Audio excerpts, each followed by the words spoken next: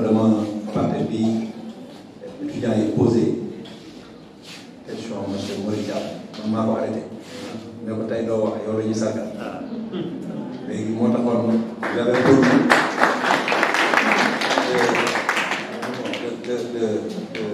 de participer un peu parce que sur cette question, il l'a fait, mais comme Al-Kachi Dubaï sur le connaissement.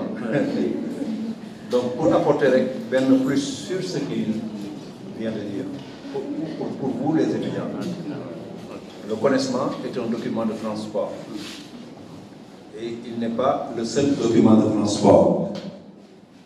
Parce qu'il y a la LDA, la lettre de transport aérien. Évitez de dire lettre de transport aérien. Ce n'est pas la lettre qui est aérienne, c'est le transport qui est aérien. Donc voilà. Donc, RV. Alors, il y a la lettre de voiture, il y a la feuille de route, mais le connaissement a ceci de particulier qu'il est le seul document de transport doublé d'un titre de propriété s'il est établi à ordre. Parce qu'il l'a dit tout à l'heure, il peut être à nominatif à personne dénommée, donc au porteur, ce qui est rare parce qu'il y a des risques. Ainsi de suite. Mais le connaissement est le seul document de transport qui peut être un titre de propriété. Quand est-ce qu'il est titre de propriété? S'il est établi à ordre, il devient un titre de propriété. Ce que n'a pas en principe la LTA, qui n'est qu'un seul document de transport prouvant que le transport, prouvant le contrat entre le chargeur et le transporteur. Donc, notez ceci sur le connaissement, que c'est le seul document de transport qui peut être un titre de propriété. Donc, le connaissement est très important parce que toutes les cases du connaissement doivent être. Vous devez savoir les informations qui doivent y être consignées. Par exemple, je vais saisir une seule case, la case de ça, consignee, et la case notify party.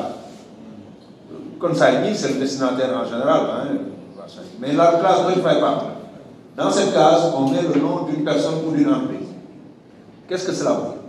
Cela veut dire simplement que cette personne doit être avisée de l'arrivée du navire, mais que cela ne lui donne aucune responsabilité sur la marchandise.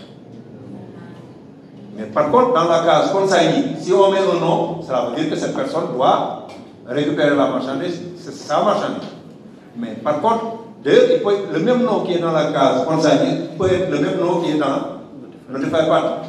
Mais pour notify party, cela veut dire que simplement cette personne doit être avisée de l'arrivée du navire à Varnam. Mais que cela ne lui donne aucun droit sur la marchandise, le fait que son nom figure dans la case notify party. Son nom doit figurer dans la case consignee pour lui donner des droits. La même personne peut être dans le consignee et dans notre partie. Donc c'est la même personne qui va être avisée. Donc ça c'est important à savoir. Et pour autre chose que j'ai vécu dans le cadre professionnel, pour dire que les théoriciens peuvent ne pas savoir. Par exemple, dans le grand chantier où j'étais avec les ciments du Sahel, quand les ciments sont arrivés en vers 2004, tout le montage de l'usine, tous les documents, tous les conteneurs sont venus de Belgique. C'est une usine clé en main. Il y avait des conteneurs de dernier voyage. Je ne sais pas si vous savez ce que c'est qu'un conteneur de dernier voyage. Je suppose un conteneur. Donc, un conteneur de dernier voyage, ça veut dire que le client a acheté la marchandise et le conteneur lui appartient. Donc, il n'y aura pas de retour du conteneur. Donc, il fait un dernier voyage. Parce que si vous n'achetez pas le conteneur vient débarquer les marchandises et retourne à son propriétaire. Mais si vous achetez les marchandises et le conteneur, il fait son dernier voyage. Il ne reviendra pas. Ce qu'on appelle conteneur dernier voyage. Et ça, c'est très important. Donc, le conteneur, j'ai vu sur le connaissement que le conteneur était suppose owners, mais sur la facture, on a facturé que les marchandises. Est-ce que vous voyez? Donc, c'est pas normal. Parce que le conteneur devient une marchandise quand les derniers voyages, on l'a acheté. Eux, sont pris. Il doit être intégré dans la valeur à droite. Donc, ça, moi, la plupart des gens qui déclaraient, ils déclaraient uniquement que la facture des marchandises, sur le connaissement, le conteneur des derniers voyages, ils ne le déclaraient pas. La douane pouvait faire beaucoup de dégâts. Alors, je me rappelle très bien, j'ai dû demander au ciment du Sahel de m'amener la facture du conteneur vide.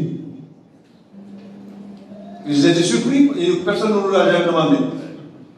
Peut-être un transitaire tout court ne pourrait pas savoir, c'est peut-être les facultés de logisticiens qui me permettent de maîtriser cela, y compris les incotables. Pour réclamer l'ATAR du code. Oui, l'ATAR. Bon, l'ATAR, voilà, vous avez bien précisé. Et donc, lorsque vous ajoutez le prix du conteneur vide sur la facture fournisseur que vous avez, la valeur change. Mais le poids aussi, déclaré dans le reconnaissement, doit changer. Parce que le poids sur le reconnaissement ne reprend que le poids des marchandises. Donc il faut ajouter et le poids des marchandises et le poids de la tare. Parce que le conteneur devient une marchandise achetée. C'est le poids brut, quoi. Donc il faut faire une demande de rectif manifeste. Qu'on rectifie le poids manifesté. Parce que à la navigation, ils ne vont déclarer que le poids des marchandises. Vous, en tant que déclarant, si vous regardez le dernier voyage, ajoutez le poids de la tare sur le poids manifesté, rectif manifeste. Donc c'était une petite contribution.